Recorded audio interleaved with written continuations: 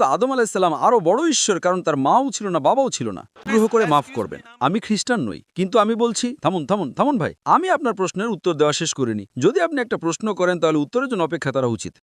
আশহাদু আশহাদু আল্লাহ আল্লাহ। আসসালামু আলাইকুম প্রিয় দর্শক, বর্তমানে পৃথিবীতে বহু ধর্মগ্রন্থ কিন্তু আছে, তবে তার ভিতরে শুধুমাত্র ইসলাম ধর্মই কিন্তু দ্রুত গতিতে কিন্তু বৃদ্ধি পেতে চলেছে। মানুষ এত কেন ইসলামের প্রতি আকৃষ্ট হচ্ছে? তো আজকের ভিডিওটা দেখলে আপনারা খুব ভালোভাবে বুঝতে পারবেন। একজন নাইজেরিয়ান ভাই ডক্টর জাকির নায়েক স্যারকে তাদের ধর্ম বা খ্রিস্টান ধর্ম নিয়ে কিছু কথা বলেছিল, যে প্রশ্নগুলোর মধ্যে সে কিন্তু দ্বিধাদ্বন্দ্বে পড়ে গিয়েছে। তার মানে এমনিভাবে বিভিন্ন ধর্মগ্রন্থের মানুষরা তাদের ধর্মগ্রন্থ নিয়ে কিন্তু বিভিন্ন প্রশ্ন কিন্তু উত্থাপন করে, তার মানে তাদের ভিতরে কিন্তু ধোঁয়াশা সৃষ্টি করে। আর সেই ধোঁয়াশাগুলো কিন্তু ক্লিয়ার করে দিচ্ছেন আমাদের প্রিয় তথা পুরো বিশ্বেরই একজন প্রিয় ব্যক্তি ডক্টর জাকির নায়েক স্যার। তিনি প্রমাণ করে দিচ্ছেন যে ইসলামই একমাত্র সত্য ধর্ম। এজন্য আজ পৃথিবী দেখে আপনি খেয়াল করলে বুঝতে পারবেন হাজারো লাখো জনতা তারা কিন্তু ইসলামের ছায়া তলে আসছেন। তাই চলুন আমরা সরাসরি সেই ভিডিওটা একটু আপনাদেরকে দেখাবো, যেখানে সেই ভাই ইসলাম ধর্ম গ্রহণ করার পরপরই হাজারো লাখো নাইজেরিয়ান ভাই বোন তারা কিন্তু আনন্দ উচ্ছ্বাস প্রকাশ করেছিল। চলুন শুরু করা যাক। আমি ট্যাং মোসেস, কেইন ইউএসটির একজন ইঞ্জিনিয়ারিং ছাত্র। আপনারা যে কাজ করছেন তার জন্য আমি আপনাকে অনেক ধন্যবাদ জানাচ্ছি এবং আপনার মিশনের জন্য শুভকামনা জানাচ্ছি। অনুগ্রহ করে শুনুন, আপনার লেকচারে আপনি উল্লেখ করেছেন যে আপনি যীশু খ্রিস্টে বিশ্বাস করেন, তিনি অলৌকিকভাবে জন্মগ্রহণ করেছিলেন, তিনি মৃতকে জীবিত করতেন। এবং আমি অবশ্যই বলবো, সব ধর্মই বলে যে তথাকথিত বিচার দিবসের আগে মানুষকে একবার মরতে হবে। যদি যীশু এই লোকটিকে, মৃত ব্যক্তিকে জীবন দিয়ে থাকেন, তবে সেটা কি শুধু লোক দেখানোর জন্য ছিল? কারণ সেই লোকটি তো এখন আর বেঁচে নেই। তাই যীশু কেন তাকে জীবন দিলেন? যাতে সেই লোকটি আবার মারা যায়। তার মানে লোকটা দুবার মারা গেল। তো এটা কি শুধু দেখানোর জন্য ছিল, নাকি অন্য কিছু? নাকি তিনি এখনও বেঁচে আছেন আর মারা যাননি? ভাই, খুব ভালো একটা প্রশ্ন করেছেন। আমরা মুসলিমরা বিশ্বাস করি যে যীশু খ্রিস্ট, তার উপর শান্তি বর্ষিত হোক, মৃতকে জীবন দিতেন।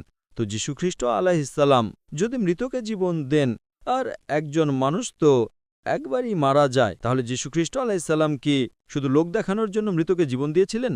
তিনি কেন এটা করলেন? আমি আপনার সাথে একমত যে একজন মানুষ একবারই মারা যায়। কোরআনে সূরা ইমরান অধ্যায় 3 আয়াত 185 বলে, কুল্লু নাফসিন যায়কাতুল মউত। প্রতিটি আত্মাকে মৃত্যুর স্বাদ গ্রহণ করতে হবে। এবং কোরআন বলে যীশু খ্রিস্ট আলাইহিসসালাম বলতেন বিইজনিল্লাহ, আল্লাহর নামে জেগে ওঠো, এবং তিনি মৃতকে জীবন দিতেন। বাইবেল এটা বলে। কিন্তু ঈশ্বর দত্ত সকল নবী, শুরু থেকে নবী মুহাম্মদ সাল্লাল্লাহু আলাইহি ওয়াসাল্লাম পর্যন্ত যত অলৌকিক কাজ বা মুজিজা দেখিয়েছেন, সেগুলো সব সর্বশক্তিমান ঈশ্বরের দ্বারা করা হয়েছিল।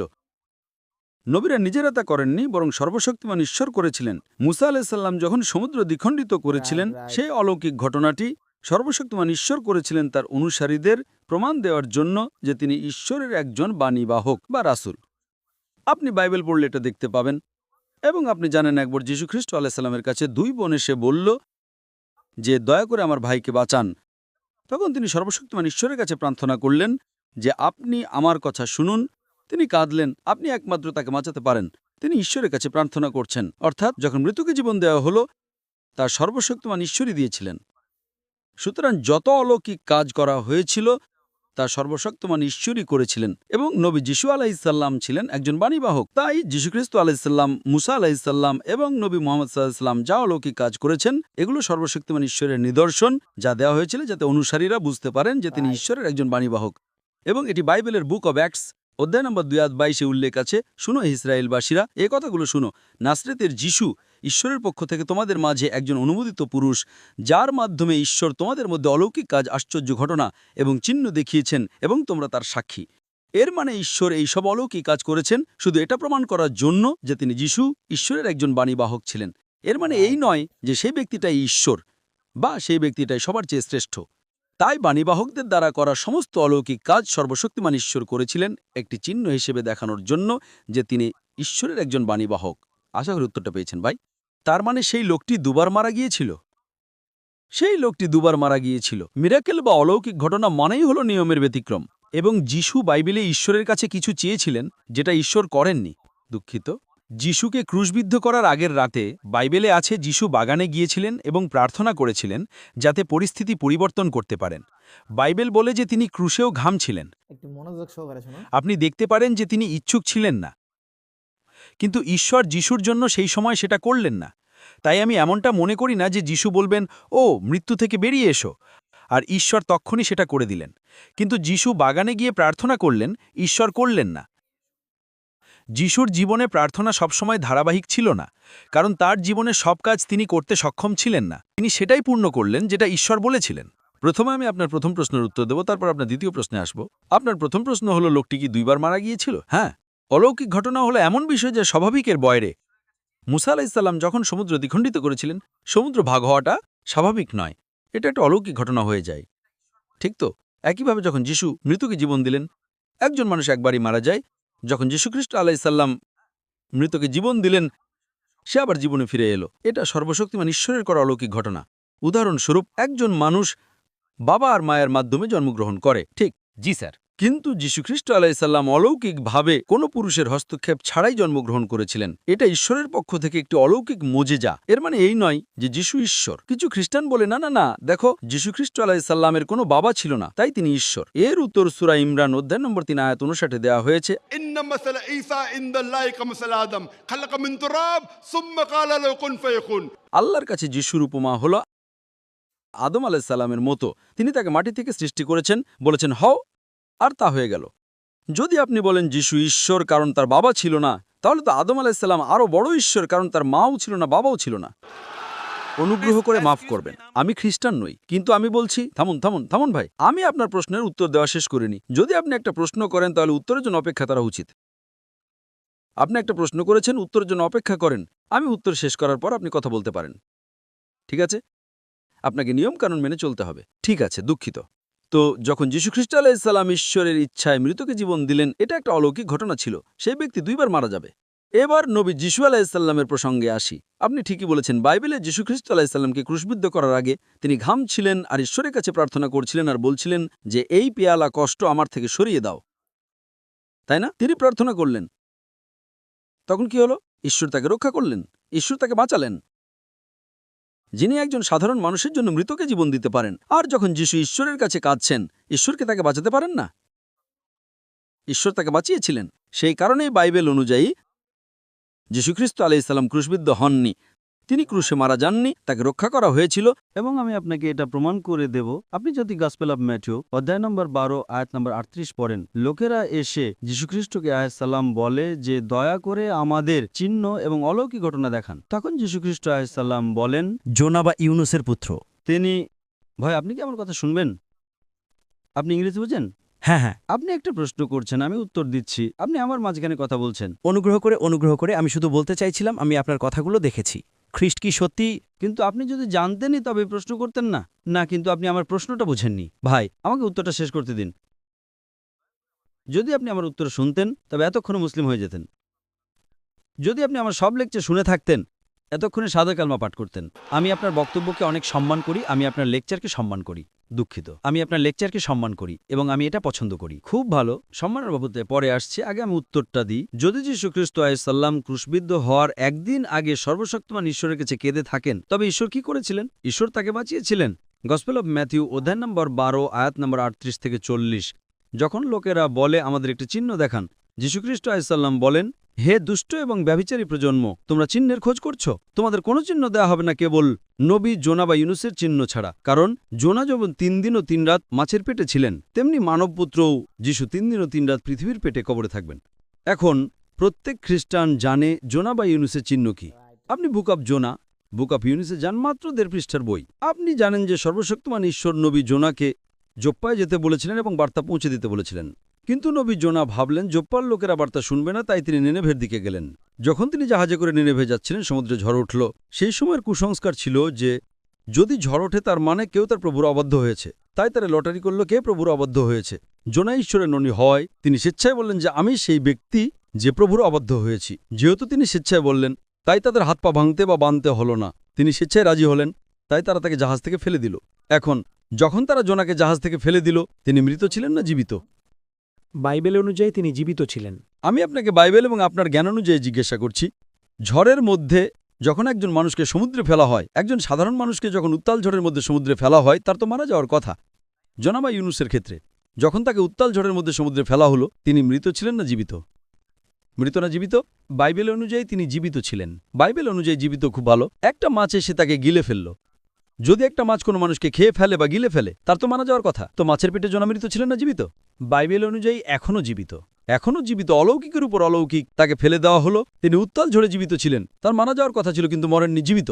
একটা মাছ এসে তাকে গিলে ফেলল, তার মারা যাওয়ার কথা কিন্তু মরেননি, জীবিত। অলৌকিকের উপর অলৌকিক। 3 দিন ও 3 রাত মাছটি তাকে নিয়ে সমুদ্রে ঘুরে বেড়ালো। শ্বাসবৃদ্ধ হয়ে একটা মানুষের মারা যাওয়ার কথা। জোনা মৃত ছিলেন না জীবিত? বাইবেল অনুযায়ী জীবিত। বাইবেল অনুযায়ী ডক্টর জাকির নায়েকের কথা অনুযায়ী নয়। অলৌকিকের উপর অলৌকিকের উপর অলৌকিকের উপর অলৌকিক। মাছের পেট থেকে নবী জোনা সর্বশক্তিমান ঈশ্বরের কাছে প্রার্থনা করলেন। যখন তিনি প্রার্থনা করছিলেন, মৃত ছিলেন না জীবিত? বাইবেল অনুযায়ী জীবিত। বাইবেল অনুযায়ী জীবিত। অলৌকিকের উপর অলৌকিকের উপর অলৌকিকের উপর অলৌকিক। 3 দিন পর মাছটা তাকে তীরে বমি করে বের করে দিল। তখন মৃত না জীবিত? বাইবেল অনুযায়ী জীবিত। বাইবেল অনুযায়ী জীবিত। সুতরাং বাইবেল অনুযায়ী এটা অলৌকিকের উপর অলৌকিকের উপর অলৌকিকের উপর অলৌকিক। যীশুখ্রিস্ট আলাইহিসসালাম বলেছিলেন, তোমাদের কোনো চিহ্ন দেওয়া হবে না কেবল জোনার চিহ্ন ছাড়া। কারণ জোনা যেমন 3 দিন ও 3 রাত মাছের পেটে ছিলেন, তেমনি মানবপুত্র যিশু 3 দিন ও 3 রাত পৃথিবীর পেটে কবরে থাকবেন।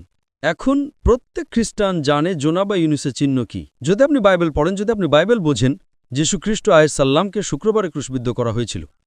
এটা জানা ছিল যে ইহুদিরা সাবাত বা শনিবার দিনে ক্রুশবিদ্ধ করে না, তাই সূর্যাস্ত হওয়ার আগে তাকে নামানোর জন্য খুব তাড়াহুড়ো করেছিল। এখন যখন তারা তাকে নামালো এবং তাকে সিপালকারে কবরে রাখল, বাইবেল অনুযায়ী তখন কবরে যিশু মৃত ছিলেন না জীবিত?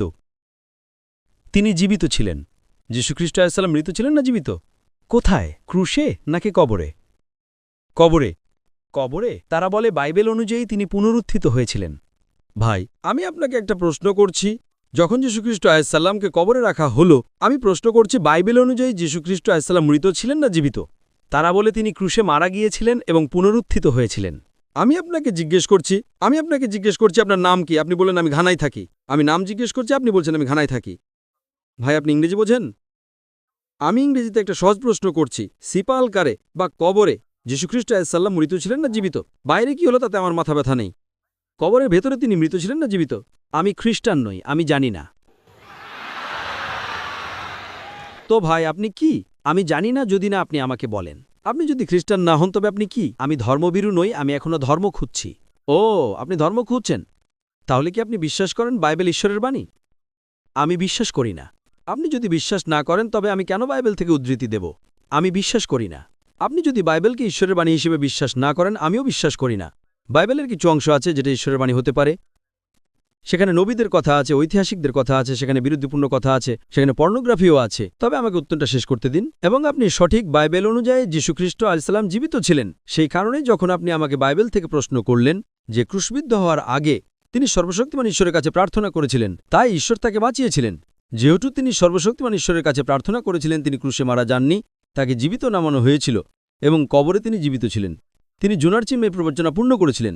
সেই কারণেই যীশুখ্রিস্টকে ক্রুশবিদ্ধ করা হয়নি, তিনি ক্রুশে মারা যাননি, তাকে রক্ষা করা হয়েছিল এবং সর্বশক্তিমান ঈশ্বর তাকে জীবিত অবস্থায় উপরে তুলে নিয়ে গেছেন। ভাই, আপনি কি বিশ্বাস করেন ঈশ্বর একজন? আমি বিশ্বাস করি। মাশাআল্লাহ, আমি বিশ্বাস করি। আপনি কি বিশ্বাস করেন যিশু ঈশ্বর? আমি বিশ্বাস করি না, কারণ আমার আফ্রিকান আধ্যাত্মিকতায় আমি ঈশ্বরে বিশ্বাস করি, কিন্তু ঈশ্বরের যে ধারণা আমার কাছে আনা হয়েছে সেটা আমি বিশ্বাস করি। খুব ভালো। এমনকি আমিও বিশ্বাস করি না যিশু ঈশ্বর। ভাই, আরেকটা প্রশ্ন, তৃতীয় প্রশ্ন, আপনি কি বিশ্বাস করেন প্রফেট মোহাম্মদ ঈশ্বরের বাণীবাহক বা রাসূল? হ্যাঁ, ঐতিহাসিকভাবে আমি জানি নবী মোহাম্মদের অস্তিত্ব ছিল। আপনি কি বিশ্বাস করেন যে প্রফেট মোহাম্মদ ঈশ্বরের বাণীবাহক বা রাসূল? হ্যাঁ, আমি জানি তিনি ঈশ্বরের একজন বাণীবাহক। মাশাআল্লাহ। যদি আপনি বিশ্বাস করেন ঈশ্বর এক এবং যদি আপনি বিশ্বাস করেন মোহাম্মদ সেই ঈশ্বরের বাণীবাহক, তার মানে আপনি একজন মুসলিম। না, কিন্তু আপনি দেখুন, মুসলিম শান্তির কথা প্রচার করে।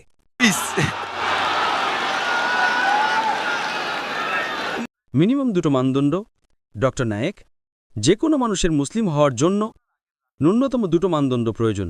তাকে বিশ্বাস করতে হবে সর্বশক্তিমান ঈশ্বর এক এবং সর্বশক্তিমান ঈশ্বর ছাড়া আর কেউ উপাসনার যোগ্য নয়, যেটা আপনি বিশ্বাস করেন। হ্যাঁ। আর দ্বিতীয়টি হল নবী মোহাম্মদ সেই ঈশ্বরের বাণীবাহক। হ্যাঁ। তো যদি আপনি এই 2টো জিনিসে বিশ্বাস করেন তবে আপনি মিনিমাম পর্যায়ের একজন মুসলিম হয়ে যান। আপনি পরে আরও বেশি ধর্ম পালন করে হতে পারেন। উদাহরণস্বরূপ, আপনি যদি ভর্তির জন্য যান, কোনো স্কুলে ভর্তি হন, ধরেন স্কুলটা সেন্ট পিটার্স স্কুল, যে স্কুল থেকে আমি পড়াশোনা করেছি। আপনি একজন সেন্ট পিটার সাইট হলেন, মানে আপনি সেই স্কুলের ছাত্র হলেন। এখন আপনি প্রথম শ্রেণীতে, দ্বিতীয় শ্রেণীতে, তৃতীয় শ্রেণীতে না দশম শ্রেণীতে, সেটা পরের বিষয়। তো যদি আপনি ভর্তি হন, আপনি সেই স্কুলের ছাত্র। তাই যে কোনো মানুষের মুসলিম হওয়ার জন্য ন্যূনতম দুটো কাজ করতে হবে। তাকে একমত হতে হবে ঈশ্বর এক এবং সর্বশক্তিমান ঈশ্বর ছাড়া কেউ উপাসনার যোগ্য নয়, যেটা আপনি বিশ্বাস করেন। এবং দ্বিতীয়টা হল নবী মুহাম্মদ তার বাণীবাহক বা রাসূল। আপনি যদি এই দুটো জিনিসে বিশ্বাস করেন, তবে আপনি মিনিমাম পর্যায়ের একজন মুসলিম হয়ে যান। আপনি পরে আরও বেশি জ্ঞান অর্জন করতে পারেন, আপনি আরও ভালো থেকে ভালো হতে পারেন। আপনি প্রথম, দ্বিতীয়, তৃতীয়, দশম শ্রেণী, ব্যাচেলার, মাস্টার্স, পিএইচডি করতে পারেন, সেটা পরের বিষয়। তো আমার মতে আপনি একজন মুসলিম। ভাই, আপনি এটা কি আরবিতে বলতে চান? আমি পৃথিবীতে একজন সচেতন আফ্রিকান সত্তা। দুঃখিত, আমি পৃথিবীতে একজন সচেতন আফ্রিকান সত্তা। আপনি সচেতন? একটা নাইসরিক সত্তা, পৃথিবীতে একটা নাইসরিক মানুষ। হ্যাঁ, আপনি একজন মানুষ যে বিশ্বাস করেন সর্বশক্তিমান ঈশ্বর এক। হ্যাঁ, বিশ্বাস করেন নবী মুহাম্মদ সর্বশক্তিমান ঈশ্বরের বাণীবাহক। হ্যাঁ, তো আমার মতে আপনি একজন মুসলিম। ঠিক আছে, এটা আপনার দৃষ্টিভঙ্গি থেকে। না, এটাই দৃষ্টিভঙ্গি। হ্যাঁ, অবশ্যই এটা শুধুমাত্র আমার দৃষ্টিভঙ্গি। হ্যাঁ, এবং এমনকি আপনার নিজের দৃষ্টিভঙ্গি থেকেও, কারণ আপনি বিশ্বাস করেন ঈশ্বর। মুসলিম মানে সেই ব্যক্তি যে তার ইচ্ছাকে ঈশ্বরের কাছে সমর্পণ করে। মুসলিম মানে কি? আমি আমার বক্তব্যে বলেছি, যে কেউ যে তার ইচ্ছাকে সর্বশক্তিমান ঈশ্বরের কাছে সমর্পণ করে এবং ঈশ্বরের কাছে ইচ্ছা সমর্পণ করার মাধ্যমে শান্তি অর্জন করে, সেই মুসলিম। তো আপনি আপনার ইচ্ছাকে ঈশ্বরের কাছে সমর্পণ করেছেন। আপনি বিশ্বাস করেন ঈশ্বর এক, ঠিক না? আমি বিশ্বাস করি। এবং আপনি বিশ্বাস করেন নবী মুহাম্মদ একজন বাণীবাহক। হ্যাঁ, আমি বিশ্বাস করি তিনি ছিলেন এবং তিনি। তার মানে আপনি মিনিমাম পর্যায়ের একজন মুসলিম। আপনি আল্লাহর সে উপদেশগুলো মেনে আরও বেশি ধর্ম পালন করে হতে পারেন, কিন্তু আল্লাহর সে মিনিমাম যেটা আপনার মেনে চলা উচিত, সেটা হলো বিশ্বাস করো তিনি এক এবং বিশ্বাস করো নবী মুহাম্মদ একজন বাণীবাহক। আমি বিশ্বাস করি আপনি সবেমাত্র ইসলামের গণ্ডিতে প্রবেশ করেছেন। আমি আপনাকে প্রশ্ন করছি, আপনি ইংরেজিতে বললেন হ্যাঁ যে সর্বশক্তিমান আল্লাহ ছাড়া উপাসনার যোগ্য কেউ নেই, এবং আপনি বললেন যে নবী মুহাম্মদ ঈশ্বরের একজন বাণীবাহক। হ্যাঁ, আমি আপনাকে জিজ্ঞাসা করছি, আপনি কি এটা আরবিতে বলতে চান? বলতে আপনি ইংরেজিতে যা বললেন সেটা আরবিতে বলতে চান? আমি আরবি বলতে পারি না। না, আমি আপনাকে সাহায্য করব, কারণ এটি সর্বশেষ এবং চূড়ান্ত ওহিয়ের ভাষা। আমি বলতে চাই। Speak. আপনি এটা বলতে চান? আমি এটা বলতে চাই। ঠিক আছে, কেউ কি আপনাকে জোর করছে? না না না। আপনি নিজের মুক্ত ইচ্ছে করছেন? হ্যাঁ, এমন কিছু যা আমি বিশ্বাস করি। আপনি নিজের মুক্ত ইচ্ছে করছেন? হ্যাঁ। এমন কিছু যে আপনি বিশ্বাস করেন যে মোহাম্মদ বাণীবাহক। কেউ আপনাকে টাকা দিচ্ছেন না তো? না না, ঠিক আছে, আমি আরবিতে বলছি আর আপনি আমার সাথে পুনরাবৃত্তি করুন। ঠিক আছে। আশহাদু আশহাদু আল্লাহ আল্লাহ ইলাহা ইলাহা ইল্লাল্লাহ ইল্লাল্লাহ ওয়া আশহাদু ওয়া আশহাদু আন্না আন্না মুহাম্মাদান মুহাম্মাদ আবদুহু আবদুহু ওয়া রাসূলুহু। ওয়া রাসূল। আমি সাক্ষ্য দিচ্ছি যে যে উপাসনার যোগ্য কেউ নেই আল্লাহ ছাড়া এবং আমি সাক্ষ্য দিচ্ছি যে নবী মুহাম্মদ হলেন রাসূল বাণীবাহক এবং আল্লাহর বান্দা। মাশাআল্লাহ, আপনি একজন মুসলিম। আল্লাহ সুবহানাহু ওয়া তাআলা আপনাকে দুনিয়া এবং পরকালে মঙ্গল দান করুন। আমি সর্বশক্তিমান ঈশ্বরের কাছে প্রার্থনা করি। দেখুন, একবার যখন আপনি এটি গ্রহণ করলেন এবং মুসলিম হলেন, আপনার অতীতের সমস্ত পাপ ক্ষমা করা হয়েছে। আমি আল্লাহ সুবহানাহু ওয়া তাআলার কাছে প্রার্থনা করি যেন তিনি আপনাকে এই দুনিয়া এবং পরকালে মঙ্গল দান করুন। এবং আমি চাই আপনি আরও বেশি করে পড়েন, যাতে এই ধর্মকে আরও ভালোভাবে বুঝতে পারেন। হ্যাঁ, আমি প্রচুর পড়ি এবং আমি চাই আপনি আমার ডিভিডিগুলো আরও বেশি করে দেখেন। আমি স্বয়ংসেবক ভাইদের অনুরোধ করব আপনাকে বই দিতে। আমার কাছে এখানে কুমাসিতে 3টে বই আছে। আমি স্বয়ংসেবক ভাই আব্দুল আজিজকে অনুরোধ করব এই ভাইকে আমার 3টে ছোট বই দেওয়ার জন্য, এবং আমি আপনাকে কোরআনের একটি কপি উপহার দিতে চাই। কোনো স্বয়ংসেবক কি আমাকে এখানে কোরআনের কপি দিতে পারেন? কোনো স্বয়ংসেবক কি আমাকে কোরআনের অনুবাদ দিতে পারেন? দয়া করে আমার টেবিলে কোরআনের অনুবাদের কিছু কপি রাখুন। হ্যাঁ মায়, আপনি এসে অনুবাদটি নিয়ে যেতে পারেন।